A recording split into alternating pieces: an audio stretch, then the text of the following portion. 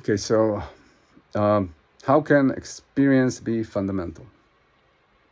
So this has been a question here, and yeah, I think I'd like to tackle that. So first, I need to explain what experience is. I said it's the sense of being, but I meant that in the most general sense there is, like the sense of being in every mental condition. So the this isn't like just an additional property of mental events or conscious events. This is anything that has a mental property, any type of subjectivity comes with experience. That's what I call experience. It doesn't include thought, like it doesn't. Experience is not does not constitute everything that is thought, and experience doesn't constitute everything that is memory, and everything that is perceived. But it is a component of every mental event. Now, so the next step here is to realize that you have to reject solipsism. Now, of course, you don't have to reject solipsism, because solipsism is a consistent metaphysical theory. Solipsism, as in they believe that nothing exists but you. And by extension, you can say that nothing exists but what you perceive, or what you perceive at some point in time. Now you have to reject that, because even if you believe that, or you say that that's consistent, the fact of the matter is that once you interact with people, you throw that solipsism down the drain. It doesn't. You behave as if they exist because you need some things from them, and the fact that you believe that they are all just parts of you won't help you. So okay, so a responsible way of thinking about reality is to reject solipsism. But what comes with that is that you accept the existence of things that are not in your perception and never will be in your perception, and that they exist. They exist without you somehow enabling their existence through your existence. That's the rejection of solipsism. So now there are things that you perceive and others don't. There are things that others perceive and you don't. But if you are going to be think about this responsibly, like if there is something in the world that you perceive that exists that isn't you, if you make sure that no one else is there to perceive it, then if it exists, then it exists by itself.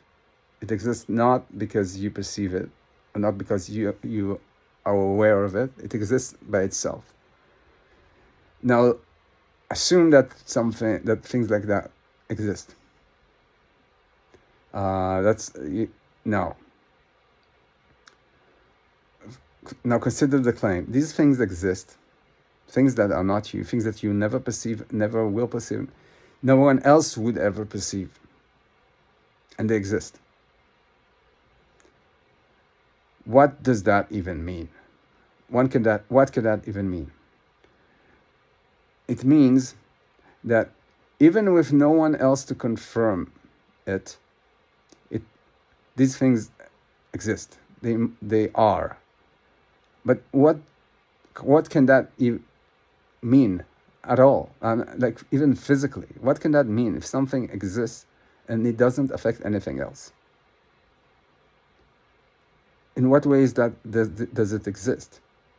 I mean, if it doesn't exist, then you're in solipsism. But if it does exist, then, it doesn't affect anything else. So the only thing that it can affect is itself. The only thing that it cannot, if it doesn't have, if there's nothing that's like to be it, then it doesn't exist. So there has to be something that is to be it. Now, from that, it doesn't follow at all that there should be something that it's like for it to think, or that there is something that's like for it to remember, or that there is something that's like for it to perceive other things other than itself. None of that is necessary. None of that follows. And therefore, the only thing that is necessary is that and there's something that is like to be it for itself, and that thing, that something that is like to be for oneself, that's experience.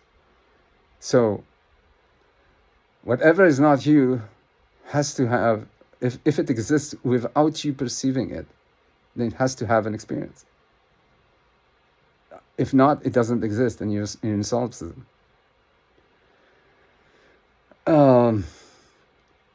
So here, that thing that is that you can perceive, and no one else perceives, but you presume exists because otherwise you are in solipsism. That thing has an experience, and that's all it has, all it needs to have. Everything else, like just making assumption about something that you never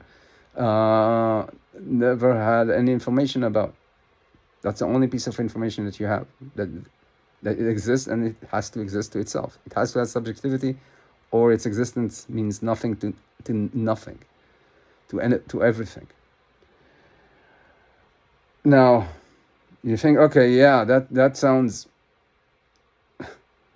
I haven't seen that anywhere, like something that only affects itself and doesn't affect anything else, and nothing can prove it. How can you even say that something like that exists? Well, that's your experience, buddy.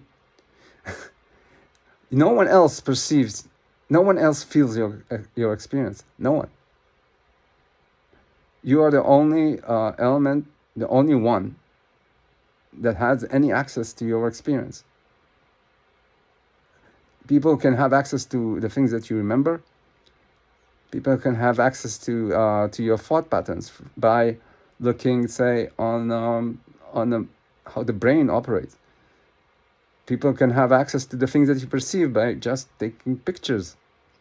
But no one can have access to your existence, the fact that you exist, and that you perceive your existence, that you experience your existence. No one has access to your experience.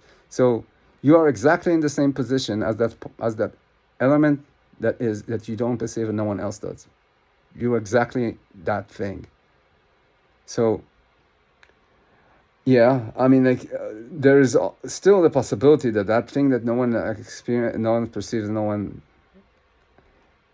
is also conscious. He has all the things. He thinks it, but you haven't proven that, and you haven't shown anything, and you will never show, because by definition of the problem statement, you will not know anything about it other than that it exists. And the reason it exists is not because of that you know about it. It's because you understand that solipsism will take you nowhere. So you get to this element that has an experience, and that's the most fundamental, the only thing that you can say about it, and therefore it has to be also the fundamental thing about it.